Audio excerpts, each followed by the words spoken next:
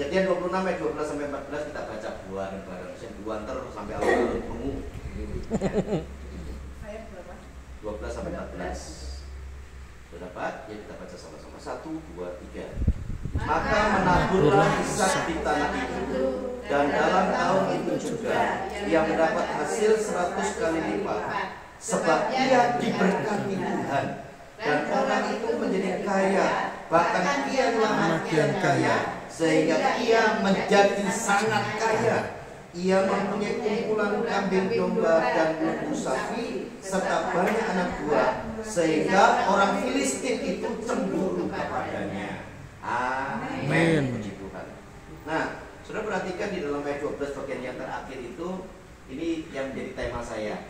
Sebab ia diberkati Tuhan. Nah, kata ia kita ganti ya dengan kata saya.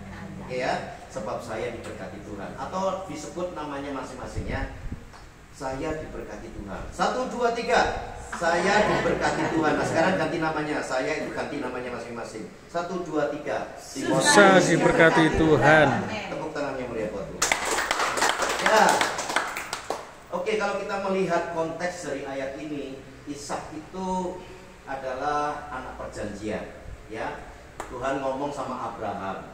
Sebelum Abraham keluar dari Ur Kasdim, Tuhan ngasih perintah supaya Abraham meninggalkan Ur Kasdim, meninggalkan keluarganya sama saudaranya. Pokoknya manut aja sama Tuhan.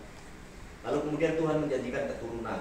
Dari keturunanmu kamu diberkati Tuhan dan kamu akan menjadi berkat bagi banyak bangsa. Tapi kenyataannya di dalam Kejadian pasal 26 ini, ya, ada sesuatu yang aneh. Ishak justru menghadapi situasi yang sulit. Situasi sulitnya digambarkan ada kelaparan. Kelaparannya ini bukan kelaparan biasa. Kelaparannya ini kelaparan hebat. Makanya sampai Ishak itu kepengen pindah dari tempatnya yang sekarang ini, mau pergi ke Gerar, minta pertolongan raja Filistin namanya Abimelek. Ya, sudah bisa baca di dalam ayat-ayat yang pertama itu. Ishak berada di situasi yang sedang sulit dan digambarkan sebagai kelaparan yang begitu hebat. Dikatakan kelaparan ini terjadi bukan pada saat Ishak saja. Zamannya Abraham, papanya pun Abraham juga pernah mengalami yang namanya kelaparan. Sampai dia pergi ke Mesir, minta pertolongan raja Mesir. Ya, sampai dia harus menipu, ini bukan istriku, ini adalah saudaraku. Ya, karena saking takutnya. Dan ini terjadi juga di zaman Ishak, anaknya. Disebut anak perjanjian, tapi kok ngalami yang namanya masalah. Saya mau kasih tahu sama saudara. Ya. Nah, kemudian karena kita orang Kristen, dan kemudian karena kita ini hamba Tuhan, pendeta, lalu kemudian kita bebas dari namanya masalah. Tadi disampaikan sama Ciing, ya, Ciing ini sedang beberapa saat yang lalu sempat jantungnya itu mengalami sedikit kendala, ya, harus mengalami pengobatan terus dan segala macam sampai harus pasang ring ya, sana ya. Lalu kemudian ya harus istirahat di Surabaya beberapa lama. Sampai waktu saya WA, Ciing bilang, "Syek enak lagi nyaman nang Surabaya." Ya, terus ngerti Cik, nang Surabaya lebih enak. Nanti panganannya enak. Nah, caruban ki panganannya sing enak ya bingung. Ya, tapi saudara, saya mau kasih tahu kepada saudara bahwa tidak serta-merta kalau kita ini Kristen, anak Tuhan, ya kita menerima janji diberkati Tuhan, tapi kemudian kita bebas masalah. Enggak. Semua itu mengalami sebuah proses, ya. Tadi Adrine ya cerita bagaimana istrinya harus dioperasi, matanya kena glaukoma, kena ya glaukoma betul ya, terus dioperasi. Yang bilang korneanya ya, retinanya itu kalau mau ganti berapa Pak? Pernah 12 juta. Sing biasa gitu, 12 biasa. Sing biasa ya. Iya. Sing apik gitu. Sekitar 30. Astaga. Ya, masing-masing kalau saya tanya masing-masing pasti punya masalah. Masalahnya masing-masing itu berbeda satu dengan yang lainnya. Tapi tetap namanya hidup itu ada masalah. Ya, wong Yesus sama murid-muridnya di perahu saja, mereka menghadapi masalah. Ini sama Yesus loh saudara. Ya, ini Yesus ini ada secara fisik. Kok tiba-tiba ada badai, tiba-tiba perahunya diombang-ambingkan, tiba-tiba ada gelombang yang dahsyat. sampai hampir menenggelamkan perahunya. Mereka kemudian panik, mereka kemudian ketakutan dan seterusnya. Jadi saudaraku, yang namanya orang yang diberkati Tuhan itu bukan berarti tanpa masalah. Daud juga adalah orang yang dijanjikan Tuhan untuk naik ke tahtanya, ya, menjadi raja atas Israel, menggantikan Saul. Tapi apa yang terjadi? Ya, yang namanya Daud pun menghadapi masalah. Sudah cari-cari tokoh-tokoh dalam Alkitab, semuanya mengalami masalah. Petrus, ya, mengalami masalah juga. Siapa lagi yang sudah kenal nama-namanya? Abraham yang disebut bapak orang percaya, yang perjanjiannya langsung dengan Tuhan. Menghadapi masalah enggak? Menghadapi masalah. Semua orang pasti punya masalah. Ya, situasi yang dihadapi oleh Ishak bukan situasi yang baik. Ishak tinggal di suatu tempat yang terkena imbas yang namanya kelaparan yang hebat itu. Ya. Dan Ishak berniat untuk pergi ke Gerar, minta untuk supaya Raja Filistin itu memberikan sedikit kemurahan hatinya supaya dia tidak kelaparan, istrinya juga tidak kelaparan. Tapi saudaraku, waktu dia mengambil keputusan seperti itu, ditahan sama Tuhan. Jangan, kamu tidak usah pergi ke Gerar. Percaya sama saya, percaya sama Tuhan. Ya, karena aku, kata Tuhan waktu itu ngobrol ya sama Ishak, aku ini sudah mengikatkan diriku pada sebuah perjanjian dengan Abraham. Jadi kamu tidak usah takut. Aku yang berjanji memberkati Abraham dan keturunannya termasuk kamu. Tidak usah takut. Justru di masa yang sulit, justru di masa yang sukar, engkau akan melihat mujizat. Kalau keadaanmu tenang, keadaanmu damai, kamu diberkati Tuhan luar biasa, hidupmu tidak ada masalah apa-apa. Ngalami mujizat tak? Tidak ada. Mujizat itu terjadi justru ketika ada masalah. Ya, ketika pernikahan di Kana, mereka kekurangan air ambil. Tiba-tiba air ambilnya habis, ya. Sementara yang tamu-tamu undangan itu masih banyak yang berdatangan. Mereka bingung. Tapi karena ada Yesus di situ, Yesus dikasih tahu sama mamanya, ini kekurangan air anggur. Yesus bilang apa? Belum waktunya. Tenang aja. Ada aku kok. Kalau Tuhan tuh kalau mau ngomong vulgar tuh ngomongnya gitu. Tenang aja, ada aku. Ya. Nah, saudara Tuhan, kalau sudah waktunya, ya, dikatakan indah pada waktunya. Baik. Nah, menantikan waktu Tuhan yang indah ini, yang seringkali orang Kristen tidak serantang. Orang Kristen itu tidak tahan, tidak sabar gitu. Ya, kepengennya seperti Abraham membantu Tuhan. Ya, sudah dikasih tahu nanti dari keturunanmu itu akan lahir bangsa-bangsa yang besar. Dia bilang, oh Tuhan ini umur kok. Tuhan ini ketokannya lali. Loh, Tuhan kok lali? Ya nak Mbak Pipa, ya mudah lupa. Saya juga mudah lupa. Saya kadang-kadang pakai kacamata ditaruh di atas sini aja. Saya tanya sama istri saya, kacamata saya mana? Istri saya bilang, untung irung muka ucul tuh. Tak pakai di sini loh, saudara. Ya tanya kacamatanya di mana. Saudaraku, Tuhan itu tidak pernah lalai. Tuhan tidak pernah lupa. Tidak seperti manusia yang gampang lupa. Kalau sudah umur-umur seperti saya, seperti kecongking, seperti ini, ya kadang-kadang kacamata dipakai ditanya, ya ke toko yang lalu cerita kecongking, ya saya itu loh berarti kacamata lu tak pakai. Saya tanya sama anak-anak, kacamata saya mana? Kacamata saya mana? Dipakai loh, saudara. Kalau saya kan tak taruh di atas kepala, ini dipakai. Jadi ya memang ya kita ini PDIP. Kalau udah umur 50 tahun ke atas, PDIP, penurunan daya ingat panjangnya. Permanen. Ya.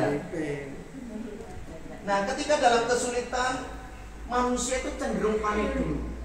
Betul enggak ya? Panik dulu. Waduh, jangan-jangan aduh. Oh, aduh. Ya, kalau dalam persoalan, dalam kesulitan, Tuhan tuh ngasih resep, ngasih formulanya, ngasih caranya gitu loh. Masuk ke kamar, pintunya dikunci, berlututlah, berdoa kepada Tuhan. Nah, tadi ya disaksikan oleh Cing tadi juga. Kalau kita menghadapi masalah, udah berseru aja sama Tuhan, berdoa aja sama Tuhan, nangis sampai Tuhan. Nanti Tuhan yang lihat air matamu itu akan menyatakan belas kasihan dan kemurahannya kepada kita. Amin. Tidak usah keluar-keluar, tidak usah cerita-cerita. Ya, waktu anak saya masuk rumah sakit, ya saya tidak datang sama Cim. Anakku masuk Kalau saya ngomong seperti itu, Cing malah ngomong gini. Loh, terus maksudnya apa? Nah itu ya, aku udah tambah mesin ya. Nggak usah cerita aja sama Tuhan. Tuhan, aku punya persoalan, Tuhan aku punya masalah. Nanti Tuhan pasti akan tolong kita. Yang setuju katakan amin. Dan pertolongan Tuhan itu tuntas dan sempurna. Kalau manusia yang nolong kita, sekali, dua kali sudah ditolong, 3 kali sudah datang lagi dipentun. Ya, bolak-balik jalur tolong, memanfaatkan saya ya kamu ya. Itu sudah ya. Lebih baik masuk ke kamar, dikunci pintunya, ya, saudara berlutut, gunakan ini lutut sama air mata saudara untuk mengetuk hati Tuhan yang berkata di surga. Dia akan hadir. Dia hadir ketika air matamu berlinang. Dia hadir ketika lututmu menyentuh tanah. Ya, saya terkesima, saya sangat senang dengan sebuah kalimat yang pernah ditulis oleh Gilbert Lumendo. Ya, dia berkata begini, kalau lututmu menyentuh tanah, hatimu sedang menyentuh surga. Wow, itu luar biasa buat saya. Saya sangat diberkati lewat perkataan. Ya, jadi gunakan lutut, jangan gunakan mulut. Mulut ini seringkali cerita kalau kita masalahnya sedang hebat-hebatnya, kita seringkali cerita sama orang. Jangan, saudaraku. Ya, buat apa kita minta pertolongan manusia? Pertolongan manusia itu terbatas. Ya, kalau misalnya bermurah hati pun terbatas juga, ya kan? Tapi kalau saudara minta pertolongan Tuhan itu ajaib. Dia sempurna, dia sanggup menolong kita, bahkan sampai tuntas. Amin. Kalau dia tolong orang Israel keluarkan dari tanah Mesir, tuntas saudaraku, sampai raja Mesir itu dihukum mati. Ya, tidak kemen-kemen kalau Tuhan itu yang membela kita. Sebab itu berdoa, berseru kepada Tuhan. Banyak orang Kristen, ya, saudaraku, seringkali ketika dalam kesulitan cenderungnya lari kepada manusia, ya, mulai mencoba memutar otaknya, memutar pikirannya, gimana supaya saya mendapatkan pertolongan ini. Lalu kemudian dia pergi kemana. Nah, yang Amsyong itu, kalau orang Kristen udah kenal Tuhan Yesus, kalau penyembahan teritil, ya, kalau penyembahan itu kayaknya surga itu goncang banget gitu. Tapi kalau dalam kesulitan masalah, justru cari Darmo.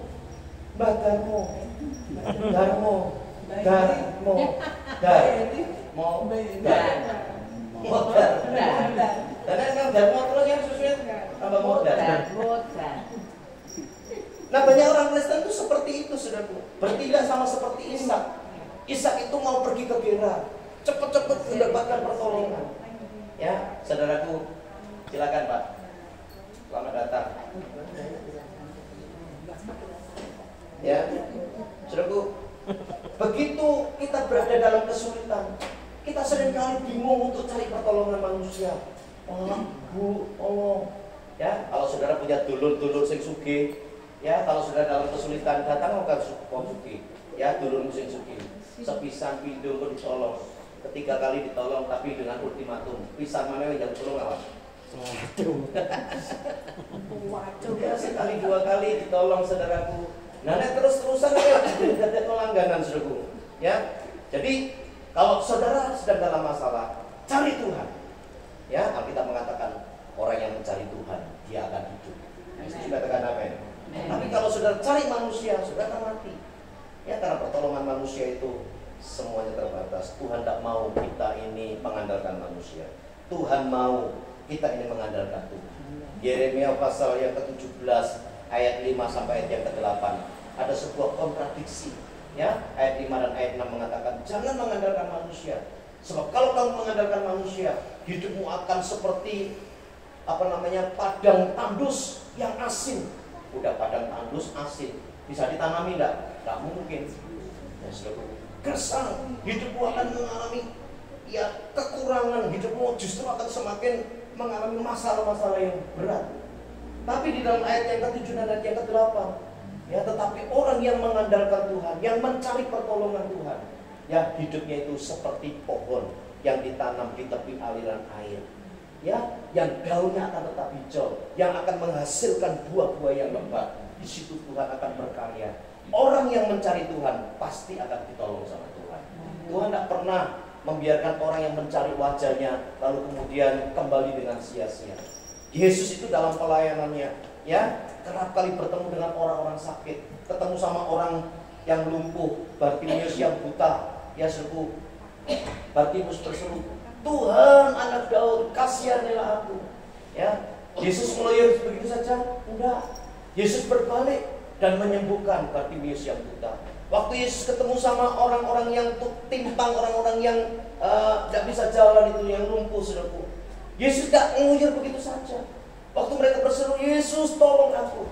Lalu kemudian Yesus berkata, angkatlah tilangmu dan berjalanlah. Jadi saudaraku, setiap kali orang yang berseru kepada Tuhan selalu akan menemukan pertolongannya Tuhan. Amin. Ya, daripada kita minta pertolongan manusia, udah kita akan masuk dalam kutuk. Karena firman Tuhan mengatakan terkutuklah orang yang mengandalkan manusia. Ya. Nah, saudaraku, jadi ayat yang kedua kalau sudah membaca di dalam Kejadian pasal yang ke-26 ini, ayat yang kedua, Tuhan itu melarang Ishak untuk pergi mencari pertolongan manusia. Bahkan kepada raja itu pun Tuhan tidak suka. Ya, Tuhan mau kita selalu mengandalkan Tuhan saja. Satu-satunya yang kuandalkan, satu-satunya yang ku percaya. Amin. Hanya Tuhan saja yang patut kita andalkan, hanya Tuhan saja yang patut kita percayai. Dan jika kita melihat ayat-ayat selanjutnya, maka kita melihat ayat-ayat yang kita baca tadi, ayat 12 sampai ayat yang ke-14. Diberkati Tuhan luar biasa.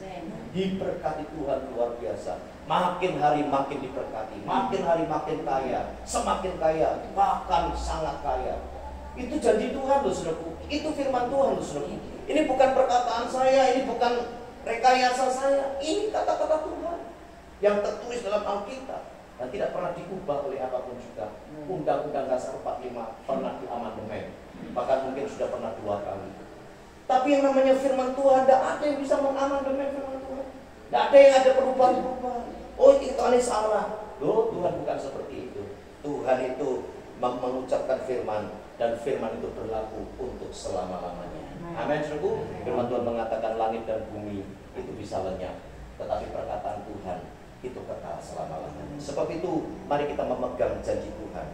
Kalau kita ingin hidup kita diberkati Tuhan, maka kita harus selalu mengandalkan Tuhan. Nah, kita mau belajar, Ishak ini kok bisa diberkati Tuhan luar biasa. Dari keadaan yang susah, yang sulit pada waktu itu terjadi kelaparan, tiba-tiba kok Tuhan bisa membuat terobosan yang begitu luar biasa. Apa rahasianya? Mengapa kok tiba-tiba di dalam ayat 12 itu, ayat 13 dan seterusnya, Ishak itu dibuat Tuhan sedemikian kaya dan luar biasa sekali. Ya, ayo kita belajar. Yang pertama, Ishak itu taat terhadap perintah Tuhan. Tadi kan Tuhan bilang, gak usah kamu pergi ke Gerar. Ke Gerar. Ayat yang kedua. Ya, bisa bocor ke Gerar, ya, ke Raja Filistin. Waktu dia punya keinginan, karena kan kecenderungan manusia, instingnya manusia, ketika dalam kesulitan, dia cepat putar otaknya bagaimana supaya dia keluar dari masalahnya. Tapi lihat, waktu dia juga ingin pergi ke Gerar untuk mencari pertolongan manusia, Tuhan bilang apa? Jangan kamu pergi ke sana. Aku telah mengikatkan diri pada perjanjian dengan Abraham. Nah, Ishak taat. Ayat yang ke-6 sudah baca nanti ya. Ya, Ishak tetap tinggal. Ya, tidak pergi ke Gerar. Sudah perhatikan di situ, waktu Ishak taat terhadap perintah Tuhan, ketaatan itu selalu mendatangkan mujizat dan pertolongan yang ajaib. Amin, saudaraku. Ketaatan selalu mendatangkan mujizat dan berkat Tuhan. Nah, ada banyak orang Kristen yang sok ngeyelan, dikasih Tuhan, jangan pergi ke sana, sebab di sana kamu akan mati. Tetap aja pergi ke sana. Seperti siapa? Seperti siapa? Elimelek dan Naomi. Terjadi kelaparan juga nih di Bethlehem di Yuda. Mereka kepingin mengamankan hidupnya, pergi ke Moab. Sampai di sana suaminya mati, kedua anaknya laki-laki mati. Ya, dia tinggal jadi janda.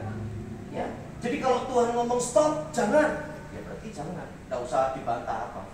Ya, jangan jadi orang Kristen yang sok ngeyel. Saya kalau kanan kiri katakan suka ngeyel. Ngeyel ya. Seorang ngerti opo-opo, sok ngeyelan, ya, sok itulah manusia ya.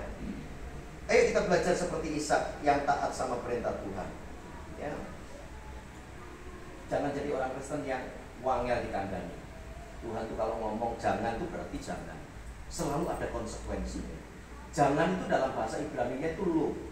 Lo itu artinya jangan tapi mengandung konsekuensi. Kalau kamu langgar, kamu akan seperti ini. Itu, saudara.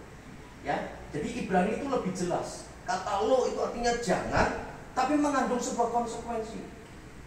Wis tak omongi to, kowe nek nyebrang kudu ndelok kanan kiri. Ojo main mlayu wae, seneng boy. Wis dikandani ngono. Malah aku iki nyabrang iki gak tolak-tolak. Wah, dipapak. Wah, iya. Kuatan di awake karo sepeda motor. Ya, akhirnya masuk rumah sakit. Jadi kalau saudara Tuhan tuh ngomong jangan, itu berarti untuk kebaikan kita. Yesus juga katakan amin. Ya, Tuhan larang kita ini bukan untuk membatasi kita. Ya, jangan seperti lagunya Roma Irama. Kenapa yang enak-enak itu yang dilarang? Mengapa semua yang asik-asik itu yang dilarang? Ya. Jadi Tuhan itu kalau memberi batasan kepada kita itu artinya itu betul-betul berbahaya buat kita. Ya. Jadi jangan dilanggar. Jangan jadi orang Kristen yang sok ngeyelan, sok maha tahu lebih dari Tuhan. Ya. Petrus itu taat sama perintah Tuhan. Sekalipun dia sempat ngeyel sedikit ya. Terus malam-malaman aku pergi tidak dapat ikan. Tapi Tuhan ngomong apa? Ayo berlayar ke tengah, tebarkan jalamu sebelah kanan. Kamu akan melihat banyak ikan. Ya, Petrus taat. Dia sebarkan jalan sebelah kanan seperti perintah Tuhan. Dan apa yang terjadi? Petrus mendapatkan banyak sekali ikan. Ya, dan seterusnya. Itu yang pertama. Yang kedua, saudara, kenapa Ishak diberkati Tuhan luar biasa? Karena Ishak ini juga berada di dalam perjanjian Tuhan. Karena Tuhan tuh mengikatkan dirinya dalam sebuah perjanjian dengan Abraham. Dan Ishak ini adalah anak dari Abraham. Bahkan Ishak ini adalah anak yang dijanjikan Tuhan sendiri. Karena itu Ishak adalah orang yang terikat juga pada perjanjian dengan Tuhan. Nah, kalau kita ini juga sebagai keturunan Abraham, kita juga terikat pada perjanjian dengan Tuhan. Loh, apa loh yang perlu kita takutkan dalam hidup ini? Oh, kita terikat kok dalam perjanjian dengan Tuhan. Tuhan tuh bisa ingkar janji enggak? Tidak bisa. Karena Tuhan itu memang tidak bisa mengingkari dirinya. Dia tidak bisa mengingkari firman-Nya. Dia tidak bisa mengingkari perkataannya. Apa yang diucapkan itu yang dilakukan oleh Tuhan. Amin, saudaraku. Ya, ada banyak janji Tuhan yang ditulis dalam Alkitab. Dan janji-janji itu selalu bicara tentang berkat-berkat yang luar biasa. Ya. Yesus setiap hari mendeklarasikan Yesaya pasal 60. Ya, di sana ada banyak kata-kata berkat. Ya. Ulangan pasal 10 ayat 6 sampai ayat yang ke-8 yang saya juga sedang terus percayai dalam hidup ini. Ulangan 8 ayat 6 sampai ayat yang ke-10. Ya, itu juga menjadikan berkat-berkat yang luar biasa. Kemarin juga diceritakan atau disampaikan oleh Bapak Pendeta Stefanus Suwarno, ya, tentang ulangan juga. Ya, itu diberkati Tuhan luar biasa. Jadi mari kita terus mengarahkan pikiran kita pada perjanjian yang dibuat oleh Tuhan sendiri dengan Abraham. Dan itu berlaku sampai kepada keturunannya, yakni saudara dan saya yang hidup di masa sekarang ini. Yang setuju katakan amin. Jadi kalau kita terikat juga pada perjanjian dengan Tuhan, ngapain kita mesti takut? Ngapain kita mesti khawatir menjalani hidup ini? Syukur, kebutuhan kita yang besar, Tuhan itu lebih besar. Amin, syukur. Sumber kita ini jauh lebih besar, bahkan tak terbatas. Ya, dia memenuhi kebutuhan hidup kita itu buat Tuhan kecil. Ya, kita butuh jen biru. Tuhan sanggup menyediakan berkat. Ya, yang penting kita mau taat sama Tuhan. Dan kita percaya kita ini sedang terikat pada sebuah perjanjian yang kekal, yang tidak mungkin diingkari sama Tuhan. Ya, jadi jalani hidup ini, yang penting taat saja sama Tuhan. Jalani hidup ini dengan melakukan firman Tuhan, jadi pelaku firman Tuhan. Maka janji-janji Tuhan itu akan digenapi dalam hidup kita. Yang terakhir, ya saudara, kenapa Ishak diberkati Tuhan luar biasa? Diberkati karena dia percaya sama Tuhan. Ya, diberkati karena dia percaya sama Tuhan. Kalau saudara cuma sekedar tahu janji Tuhan kepada Abraham dan keturunannya, baik. Tapi saudara, kita juga perlu percaya Bahkan di saat kita belum mendapatkan sesuatu, tapi kita percaya bahwa kita sudah mendapatkan apa yang kita minta sama Tuhan. Alkitab mengatakan Abraham juga tidak punya dasar untuk berharap, tapi dia berharap kepada Allah, dan itu diperhitungkan sebagai kebenaran oleh Tuhan. Kalau kita juga mempercayai apa yang kita minta itu sudah dikerjakan oleh Tuhan, belum ada di tangan, tapi kita mengatakan sudah, saya sudah terima, saya sudah mendapatkan. Saya percaya berkat itu akan terwujud sesuai dengan perkataan saudara. Karena perkataan kita mengandung percaya dan iman kita kepada Dia. Karena itu ucapkan perkataan-perkataan berkat. Setiap pagi kalau saudara buka toko, selalu ucapkan, Tuhan aku percaya berkat-Mu atas kami.